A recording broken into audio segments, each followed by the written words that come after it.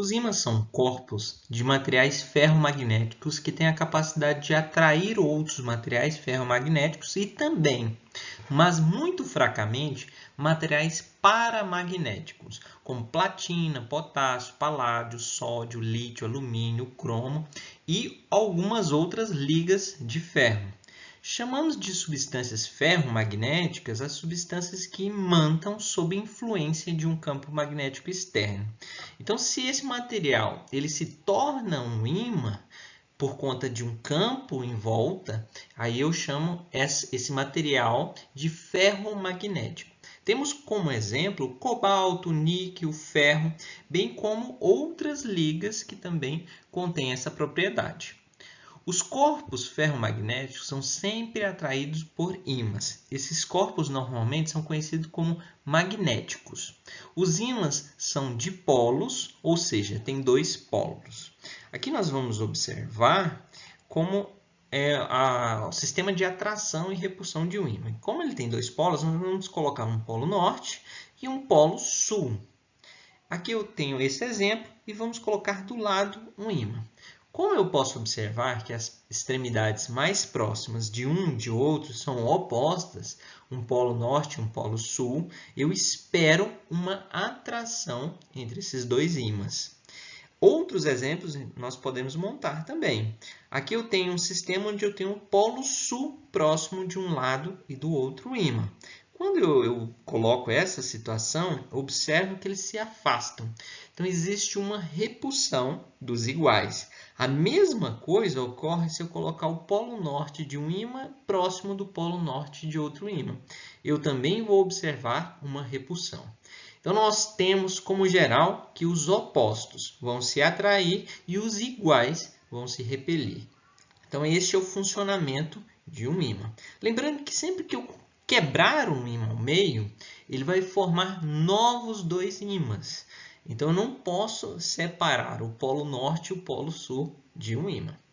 Quanto aos tipos de ímãs, nós temos ímãs naturais e ímãs artificiais.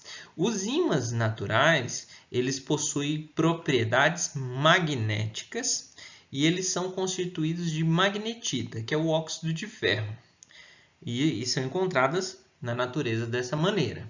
Temos os ímãs artificiais também. Esses ímãs são obtidos a partir de um processo denominado imantação, que ocorre com substâncias ferromagnéticas, por exemplo, ferro, e aí esse processo ocorre quando colocamos o corpo ferromagnético no interior de uma bobina elétrica ou de um solenoide, onde passa uma corrente de grande intensidade, assim adquirindo o campo magnético e ele se tornará um ímã. Então, o que eu tenho é que esse material artificial, feito um ímã de forma artificial, ele não possui essa propriedade já, mas eu posso implementá-la. De que maneira? Eu vou derreter um pouco esse ímã para que esse material para que os átomos fiquem maleáveis, então eles possam permitir uma maior rotação, uma maior translação dos átomos. Então eu vou aquecê-lo e aí eu coloco ele dentro de uma bobina elétrica. Então eu tenho maleabilidade do material e quando eu coloco ele dentro dessa bobina, essa bobina gera um campo. De acordo com esse campo, os átomos que formam o material eles vão se alinhar. E aí, depois que eu desligar o campo e esse material se resfriar novamente, eu vou ter todo o material alinhado. E aí ele não vai conseguir ser desalinhado porque ele está no estado sólido do material e fazer isso se tornaria algo muito complicado. E aí eu tenho a criação de um ímã artificial. Quando observamos ímãs, também temos que pensar quanto às linhas do campo que é formado. Então, observamos que existem dois tipos de ímãs e ser ímã é ter esse alinhamento no campo também. Observar aqui na figura de baixo que eu tenho a estrutura aqui de um ímã, esse desenho de um ímã, onde eu tenho um polo norte e um polo sul. Então, esses dois polos. Observa que o campo ele sai do polo norte e entra no polo sul. Aqui na figura de cima eu tenho um ímã real e embaixo dele tem um monte de bússolas. E observe as orientações delas. Elas se assemelham a esse campo que está demonstrado na figura de baixo. Então, uma forma de verificar esse campo, já que ele é invisível, pode ser pela utilização de bússolas. E aí eu observo onde é o polo norte e o polo sul deste ímã. Além desses ímãs, nós podemos imaginar que a Terra também é um gigantesco ímã. O magnetismo terrestre atua como um escudo de proteção para o planeta. Essas linhas de energia que saem do polo norte magnético em direção ao polo sul magnético desviam da superfície terrestre as partículas emitidas pelos ventos solares. A vida na Terra seria inviabilizada se não fosse esse campo magnético em volta. Aqui cabe atentar que existe uma diferença entre polo norte magnético e polo norte geográfico. Existe uma inversão desses polos. Então, onde a gente chama de polo norte, que é o polo norte geográfico, na verdade é o polo sul magnético. E no polo sul geográfico é o polo norte magnético. Temos esses dois polos, essa diferenciação entre eles. Quanto ao eixo de rotação, e o eixo magnético também tem uma pequena distorção. O polo norte magnético está localizado próximo ao polo sul geográfico e o polo sul magnético está localizado próximo ao polo norte geográfico. Mas nem sempre foi assim. Diferente do eixo de rotação, que é fixo, o eixo magnético sofre alteração com o tempo. Os cientistas acreditam que há 770 mil anos, o polo magnético era ocupado por posições invertidas do que as que ocupam hoje. Atualmente, ainda existe um ângulo de aproximadamente 11,3 entre o eixo de rotação e o magnético, como podemos ver aqui nessa figura. Observa que eu tenho aqui uma diferença entre os dois eixos aqui, do polo magnético e o eixo de rotação da Terra. E esse polo magnético ele ainda está em movimento. Eu posso dizer que ele caminha cerca de 55 km por ano. E esse movimento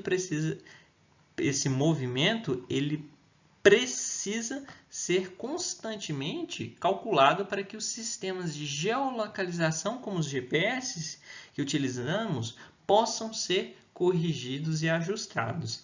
Cabe aqui uma curiosidade que alguns animais utilizam desse campo magnético terrestre para fazer uma localização. Tem aves que fazem migrações, minhocas também utilizam. Então, alguns animais conseguem sentir esse campo magnético muito melhor que nós, seres humanos. Quando pensamos em campo magnético, a gente também tem que considerar o campo magnético que é formado pela passagem de corrente elétrica. Então, por exemplo, algo mais simples que podemos tomar é a passagem de uma corrente elétrica por um fio. É observar que alguns efeitos acontecem quando tem essa passagem. Temos efeitos térmicos, que aí o fio ele se aquece com essa passagem, porque ele oferece uma resistência e, além disso, existe uma formação de campo magnético em volta dele. Eu observo aqui nessa primeira figura que eu tenho um fio e aqui ele está desligado o aparelho, então não tem a passagem de corrente elétrica. E em volta desse fio é colocado algumas bússolas. Inicialmente as bússolas ficam alinhadas com o campo magnético terrestre, e aí eu observo que essas bússolas apontam sempre na mesma direção. Quando eu tenho aqui nessa figura do lado, eu observo que o circuito está ligado a uma corrente elétrica e aqui eu também tenho a direção da corrente elétrica, está indo para baixo. E eu tenho um deslocamento aqui da posição das bússolas. Então, eu tenho uma reorganização, uma reorientação dessas bússolas. Então, eu posso dizer que quando uma corrente elétrica passa por um fio, por um condutor, ela tem a propriedade de gerar um campo magnético em volta. E é uma propriedade de uma passagem de corrente elétrica. Para melhor analisar essa passagem da corrente elétrica, nós vamos utilizar o que chamamos de regra da mão direita. Para simplificar, a regra da mão direita ela me diz o seguinte, que o nosso polegar, isso serve para passagem em um fio, tá? Inicialmente. Nosso polegar ele tem que estar alinhado e direcionado no sentido da corrente. Então, eu observo esta figura aqui e nós temos que o polegar está aqui direcionado junto com o fio e ele está na mesma direção da corrente elétrica. O que é o campo formado é o que os outros dedos vão indicar, que está em volta desse fio. E aí eu tenho um direcionamento do campo. Então, sempre utilizar a mão direita para fazer isso. Então, se a corrente vai para cima ou para baixo, aí eu tenho essa inversão. Se a corrente é para baixo, eu tenho o campo formado nessa direção em volta do fio. Se a corrente é para cima, eu tenho ela formada nessa outra direção. Então, é importante, quando formos definir a direção do campo magnético, saber posicionar o polegar na direção da corrente elétrica. Então, a análise é feita dessa forma. Para indicar se o campo está entrando ou saindo do plano, que é quando a gente observa na folha de papel, utilizamos duas simbologias. Uma é esse X aqui do lado e a outra é o ponto. Sempre tentando ver uma flecha. Se eu olhar uma flecha, por trás dela, eu vou ver aqui a parte das penas, e aí no formato de X. Então, o fundo da flecha é o X, a ponta da seta seria essa bolinha. Então, uma forma de visualizar. Então, quando eu tenho essa configuração, eu sei que a flecha está entrando no plano aqui, e desse outro lado ela está saindo. Então, a forma de demonstrar é essa, por um X e por uma bolinha, e aí eu sei onde o campo entra e onde o campo está saindo. Aqui nós temos demonstrado exatamente essas visões de campo. Observando aqui na figura, eu tenho um condutor metálico e aí eu tenho a corrente que está indo para cima. Utilizando a regra da mão direita, eu vou observar que a direção do campo ele faz essa curvatura em volta do fio. Olhando pela visão superior, eu vou ter essa formação do campo magnético em volta desse fio condutor. Se eu olhar o plano lateral, ou seja, olhando o fio, eu vou ter a ponta da seta do lado direito, a ponta da seta do lado esquerdo, e do lado direito eu tenho o fundo da flecha. E aí eu sei que do lado direito a flecha está entrando, por isso eu estou vendo o fundo dela, e do lado esquerdo estou vendo a flecha sair, por isso eu vejo a ponta da flecha. Para calcular o campo magnético, a gente utiliza essa fórmula aqui embaixo, onde B indica o campo magnético de um fio retilíneo. Então, vai ser o μ0 vezes o I, que é a corrente elétrica, dividido por 2πr, onde R seria o raio. O raio é a distância entre a fonte geradora do campo, que aqui nesse caso é o fio, até o ponto onde nós vamos calcular esse campo magnético. Então, o campo magnético é calculado de acordo com um ponto em volta desse fio. Quando não temos um fio retilíneo, e sim uma espira, ou seja, uma volta que a gente faz em volta de um fio, pega um fio e faz este formato aqui, que está indicado aqui na parte superior. Então, peguei um fio e curvei ele e fazer essa bolinha aqui em cima. Aqui nós vamos ter uma espira. Então, toda vez que eu faço essa dobradura aqui num fio condutor, eu tenho a formação de uma espira. Essa espira aqui nós vamos ter a formação do campo. A mão direita continua valendo aqui. Então, a regra da mão direita eu observo aqui que se a corrente entra nessa posição, eu tenho meu dedão junto com a corrente e eu observo que o campo está, né, indo para o sentido para fora da tela. Então, eu observo que eu vejo a ponta da seta como a ponta dos meus dedos. Quando eu observo a figura do lado, a corrente ela está subindo, então em direção aqui para cima, só que eu observo pela mão direita invertido um pouco, né? Já que a formação do campo está à direita à entrada da corrente elétrica. Então, como ela está à direita, posicionei meu polegar e aí eu observo que meus outros dedos, eu não vejo as pontas, e sim o fundo dele. Então, imaginando uma flecha, eu vou ver o fundo da flecha, que seria esse xizinho. Para calcular na espira, eu tenho essa modificação, uma pequena modificação na fórmula, que também é o campo, então vai determinar onde a gente vai estar aqui, onde vai ser calculado. E aí ele vai ser o μ0 vezes a corrente, a intensidade de corrente, dividida por 2R. Observe que aqui não tem o π mais para ser calculado. Nessa etapa aqui, eu já não tenho aqui mais uma só espira para calcular. Se eu tiver espira uma só, a gente vai calcular a espira igual à fórmula anterior, que aqui eu tenho o exemplo dessa primeira figura. Aqui eu tenho uma espira e um papel no meio dela.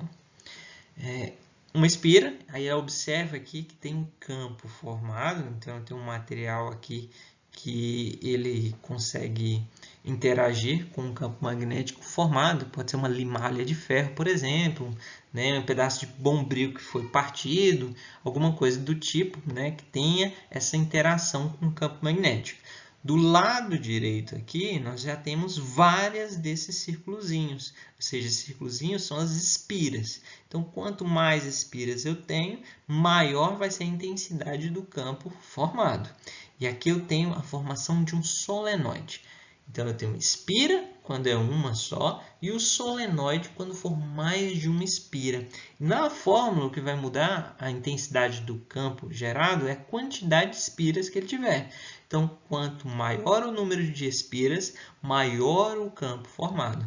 Basicamente, a fórmula é a mesma, só que eu tenho um fator multiplicador, que é o N, que vai indicar quantas espiras são. Nesse slide aqui temos um solenoide com N espiras e aqui é uma forma de observar o campo que é formado por esse solenoide. A regra da mão direita ela muda quando a gente fala de solenoides. Ao invés de colocar o nosso dedo polegar na direção da corrente elétrica, agora a gente vai colocar o dedo indicador na direção da corrente. Então, eu tenho essa alteração. E aí eu tenho essa formação, onde o indicador vai estar na corrente e o campo gerado, o polegar. E aqui eu tenho essas linhas de campo dentro do solenoide, são retilíneas. E essa configuração retilínea aqui que nós observamos. Aqui eu coloquei a mão direita, posicionando aqui na interação com a corrente. Então, o polegar indica agora a direção do campo e o dedo indicador ele vai seguir a corrente. Como a corrente aqui eu observo que ela está indo para cima, os dedos também vão envolver as espiras nesse sentido. Eu observo o xizinho aqui, que é a parte de trás da flecha e a ponta da flecha. Mas a formação do campo dentro dela está saindo aqui. Ó. O norte é sempre onde eu tenho a saída dessas linhas de campo e o sul onde eu tenho a entrada dessas linhas de campo. Então, é uma forma de ver como funciona o campo magnético dentro de um solenoide. Então, vamos a um exemplo. Aqui, nessa figura, eu tenho a imagem de um fio condutor e ele tem indicado aqui uma corrente elétrica e a posição dessa corrente. Então, ela está direcionada para cima. A primeira questão, ela indica, determine a direção do campo, então ele quer saber para onde está indo o campo, em um fio retilíneo no ponto O. Então, ele determinou que é aqui nesse ponto que ele quer saber como está direcionado esse campo. Para saber a direção, a gente utiliza a regra da mão direita. Então, posiciona a mão direita aqui, coloca o polegar na mesma direção da corrente e observa a direção do dedo indicador e dos outros dedos. só o polegar que vai ficar na direção da corrente. Quando eu observo aqui, eu estou vendo que eu não vejo as pontas do dedo do lado direito. Se eu fizer o contorno aqui da mão em volta, eu ia ter as pontas do dedo desse lado direito, do lado esquerdo, e do lado direito estou vendo o fundo dos dedos, né? Então eu não vejo aqui a ponta, eu vejo essa parte. Essa parte aqui é o X, ou seja, é a parte do fundo da seta. Então todo esse lado é o X, então a seta está entrando, e desse outro lado esquerdo eu tenho a pontinha da seta. Então nesse ponto O, o que eu observo é o X. Então, se eu for indicar aqui, eu observo que a seta está entrando no plano.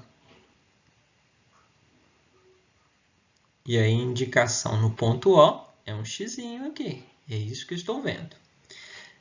Na próxima questão, suponha que temos um fio percorrido por uma corrente de intensidade igual a 5 A. Determine o campo magnético de um ponto situado a 2 centímetros do fio. Então, ele me indica que aqui nesse fio ele vai estar a 2 centímetros. Vamos considerar que esse seja o ponto O. A corrente, ele me diz que é igual a 5 ampere. Então, primeiramente, como dados eu tenho que a corrente é igual a 5 ampere. Então, esse é o valor da corrente. Ele me diz que o raio, ou seja, a distância do fio até o ponto é igual a 2 centímetros. Então, são os dois dados. Aqui eu tenho o valor do μ0, que é 4π vezes 10 a menos 7. E temos que lembrar a fórmula para determinar o campo. Então, para cada questão eu tenho uma fórmula. Quando a questão é um fio retilíneo, eu utilizo aqui. Lembrando que eu tenho uma fórmula para espiras e outra para solenoide. Quando eu observar aqui o B para campo, resolvendo, a gente colocar o μ0, que o valor dele é 4π vezes 10 elevado a menos 7. Ele está em notação, então é bom colocar as outras unidades possíveis também em notação. O I, ele está em ampere, que são 5 ampere. Então, pela fórmula, é o μ0 vezes o I. Tudo isso dividido por 2π e o R, que é o raio. Quando eu observo μ aqui em cima, nós temos aqui a unidade, e a unidade aqui de distância é o metro. A unidade que ele me deu é em centímetro, então tem que fazer essa conversão de centímetro para metro. Então, eu posso dizer que 2 centímetros equivale esse raio a 0,02 metros. Posso fazer uma nova conversão aqui para deixar ele também em notação. Então, é a mesma coisa de dizer que o raio equivale a 2 vezes 10 elevado a menos 2 metros. Feita a conversão, vamos colocar ele aqui, ó, no lugar do raio. Então, vai ficar 2 vezes 10 elevado a menos 2 e o metro. Resolver agora é parte somente de matemática. O que a gente pode fazer é o seguinte. 2 vezes 2 são 4. Então, eu posso cortar o 4π de cima com esses 4π de baixo. E aí vai sobrar aqui o campo, que é o B aqui, será igual a 10 menos 7 vezes 5 dividido por 10 elevado a menos 2. Então, vai ficar 5 vezes 10 elevado a menos 7 dividido por 10 elevado a menos 2. Quando eu tenho aqui esse menos 7 e menos 2, e é uma divisão, eu vou subtrair. Então, nesse caso aqui, vai ficar menos 7 menos o valor de baixo, que também é negativo. Então, vai ficar menos 7, o menos 2. Então, nós temos aqui que ele será igual a menos 5. Então, o valor aqui do B do campo vai ser 5 vezes 10 elevado a menos 5. Então, esta é a nossa resposta para o campo.